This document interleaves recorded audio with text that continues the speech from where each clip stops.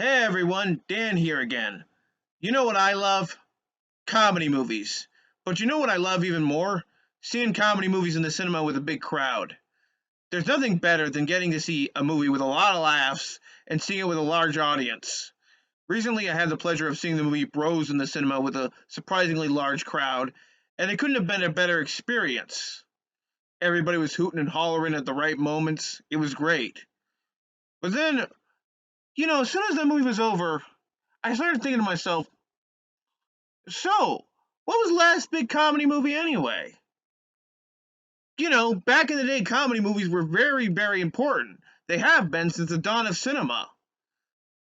People go to a comedy movie and they have troubles, and oftentimes those troubles are just washed away as they are caught up in laughter.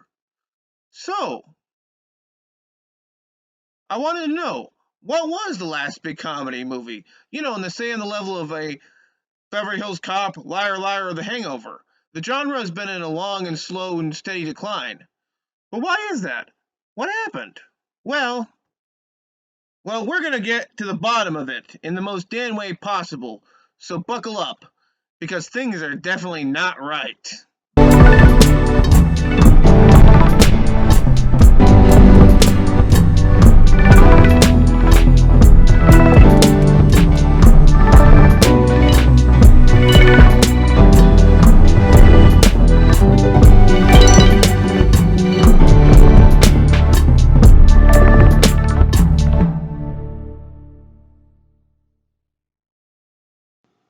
So to really get this topic started, let's talk about the history of comedy in relation to films. Comedies have long been considered a huge staple of filmmaking. Some of the best remembered movies of the silent era are not the dramas, but the comedies. Your Charlie Chaplins, your Buster Keatons, your Harold Lloyd, etc., etc. It was there and it really kept audiences entertained. Even some of the greatest of dramas or serious movies have moments of lightheartedness that are there just to reprieve the audience before a big shocking moment or a sudden reveal. But, as with most things, comedies evolve and they change. But especially in comedy's case, something happened in the mid-2000s.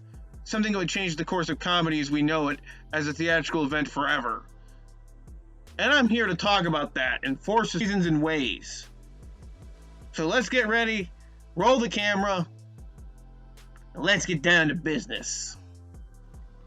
This topic was inspired by the recent release of Universal's Bros, a film that I quite enjoyed, but let's just say was not exactly considered a hit. Some would say that the subject matter turned people off, but remember, back in the 1990s, the film The Birdcage, which also dealt with LGBT themes, was a huge hit. However, that was also a much different era. But also, it got me to thinking, what happened? How did comedies go from being the top of the heap to just kind of being ignored altogether?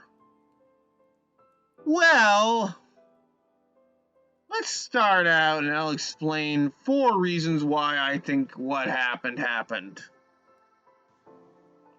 Reason 1. Streaming. Let's get it out of the way. It's the obvious white and knight shining armor, the elephant in the room, the big banana in the middle. Probably the most obvious answer that anybody gives when discussing the decline of comedies theatrically is the rise of various streaming services. Whether it's Netflix, Amazon, or Disney+, this is where many of the current popular comedies are going to. Since money has become a huge issue for many people, and as ticket prices continue to rise, many moviegoers do not consider it worthy of going to the theater unless to see a movie if it's not at least worth a huge bang of their bucks.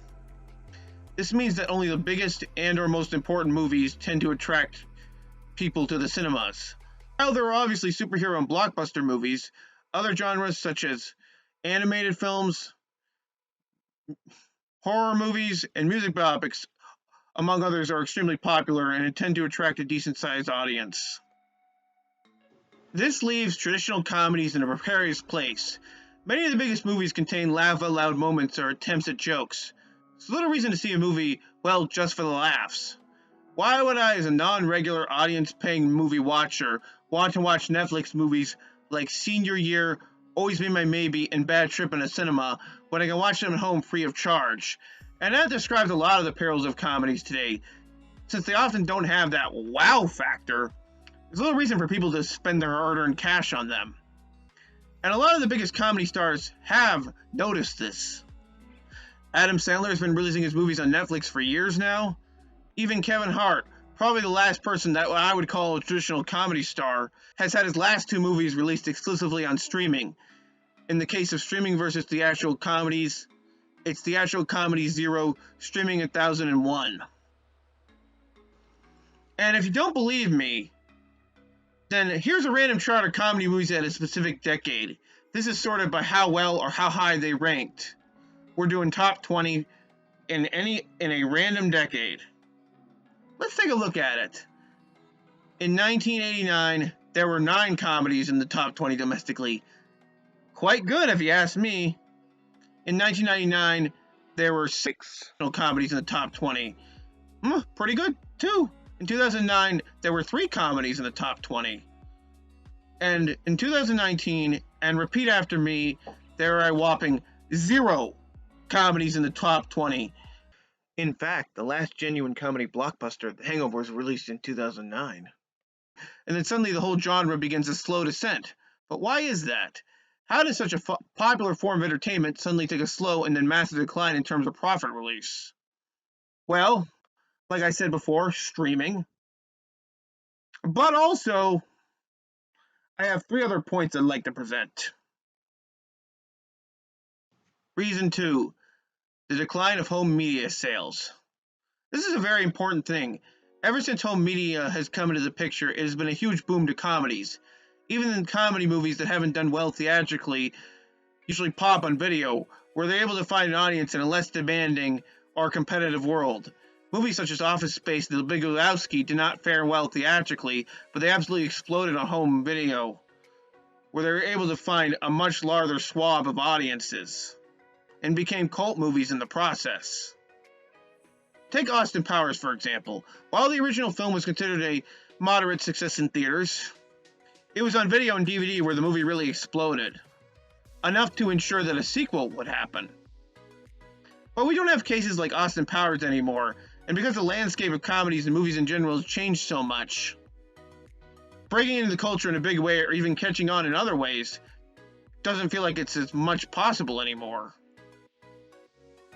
And I don't think you can take away from how much the experience of watching a movie at home on DVD was super important. Yes, that goes against what I was saying, but those DVD sales contributed to comedy movies still getting released in theaters. I remember when Austin Powers came on DVD, it was early in DVD's history, and New Line provided it with the best special features they could. Interactive menus, bonus games and content, deleted scenes were especially important, and of course the blooper reels. But I think in this regard, probably one of my favorite special features was for the DVD release of This Is Spinal Tap, which contained an extra commentary. The difference between this and other commentaries, though, was that the cast members were all in character and they recorded it. It was so cool. It was like you got to see an extra movie, free of charge, or an audio drama. Point 3. The rise in overseas box office. Traditional American comedies have never fared that well overseas. While some tend to break across the pond, a lot of Jim Carrey films, for example, come to mind, the more talky comedies tend to only do well in English language speaking countries like the UK and Australia, while failing elsewhere. Take a star like Will Ferrell, for example, one of the defining comedy stars of the 2000s and early 2010s. His comedy tends to do extremely well in English language speaking countries. But you want to know what Will Ferrell's highest grossing movie is overseas that isn't a supporting role or a cameo? 2015's Daddy's Home, which made $92 million overseas. Yeah, not a whole lot from a certain perspective. As Hollywood continues to rely more and more on foreign grosses, this means that theatrical comedies will remain a secondary thing, an afterthought.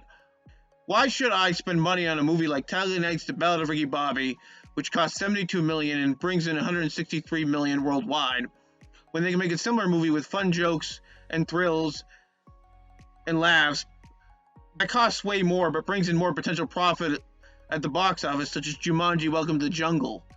It doesn't take a rocket scientist to understand which route the studios would be going in that case. Point 4, and the final point: lack of a new generation. Comedies, like most anything, go in waves and trends, and they are often defined by their stars. A comedy movie is the one type of movie where an actor really shines, shows his talent or lack thereof. So basically, a lot of these comedy movies are built off the star's persona.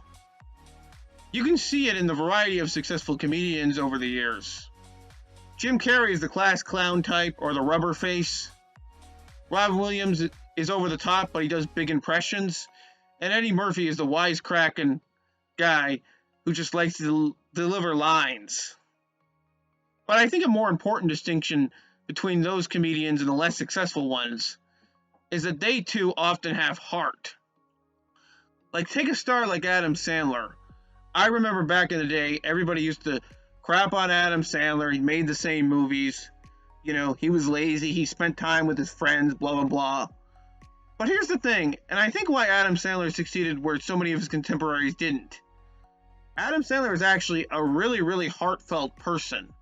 Like, you don't think about it, but like, when he's paired with a kid, or he's an animated character, it really becomes apparent. And I think that's another reason why a lot of comedians make good voice actors. Because in essence, comedians are like cartoon characters. It's a lot of physical stuff. I mean, it goes all the way back to the days of Jerry Lewis, you know. And to add to this, sometimes these actors are paired together as a group and star in a bunch of movies. From the original SNL players, and by extension Happy Madison, to the Frat Pack. More recently, Judd Apatow, who produced the movie Bros, has basically made a network out of his own brand of comedies. Whether he's writing, producing, or directing, his influence can be felt over the last decade of American comedy. But even Apatow has gone to streaming. And well, it just feels like there's nobody around who's willing to pass the torch in his wake. Keep the fire going. And as a result, it feels like the theatrical art form as we know it is lost in the process. Just look at the recent cast members of SNL. At one point, it was one of the proponents of shaping modern theatrical comedies. But really, can you think of the last SNL cast member who broke out in a major way? If you said Will Ferrell, then you're probably a good decade off. Jason Sudeikis and Kate McKinnon were probably the last SNL cast members that Hollywood even tried to make into a thing, and they quickly pivoted to streaming programs. In fact, none of the current SNL cast members have broken out in any meaningful way beyond guest appearances. If that doesn't speak about a lack of torchbearer in the world of comedies, then I don't know what does. And of course, when I started this topic, one thought that was coming to mind, and I'm sure many people would think this too when they see a topic talking about the death of theatrical comedies, is, didn't comedies go away because they got bad? Well, yes. There have been plenty of really, really bad comedy movies in the past decade. In fact, in particular, I think those Friedberg and Seltzer parody movies did a lot to hurt the genre. But here's the thing. There were bad comedy movies 20 years ago. There were bad comedy movies in the Golden Age. The point isn't bad comedies. The point is about the coordination and appreciation of going to see a movie in the cinemas with a huge crowd. It's like how teens flock to horror films. Why won't they do the same thing with big comedies? Yes, comedies don't look theatrical. Or at least, usually the worst of the worst comedies look like TV movies. But there's something special about seeing a film in the cinemas with a huge crowd. Movies like Borat, for example, have moments where they pause just to let the audience take in laughter. And that's very important to the vital information when it comes to seeing a comedy in the cinemas. Heck, seeing a comedy in the cinemas with a huge crowd can even work wonders on a comedy movie that isn't really particularly good. I remember seeing the 2007 comedy Wild Hogs in a cinema with a huge crowd. And yeah, it's not a very good movie, and it probably doesn't hold up well at all in terms of humor. But at the time, seeing it with a bunch of people who really got caught up in it and they started laughing, it was a great thing. It made the experience all the more memorable. And I just can't imagine what it would be like for future generations not to experience that kind of magic. Honestly, I sound like an old man right now. But to end on a more positive note, the future isn't 100% bleak just yet for theatrical comedies. Who knows, maybe they'll wind up making a comeback in the future like disaster movies and westerns have from time to time. Like most genres, they shouldn't be counted out. And who knows, maybe one day there will be a non-superhero, non-action, non-whatever movie that unexpectedly breaks out. But as of now, they're kind of stuck in limbo.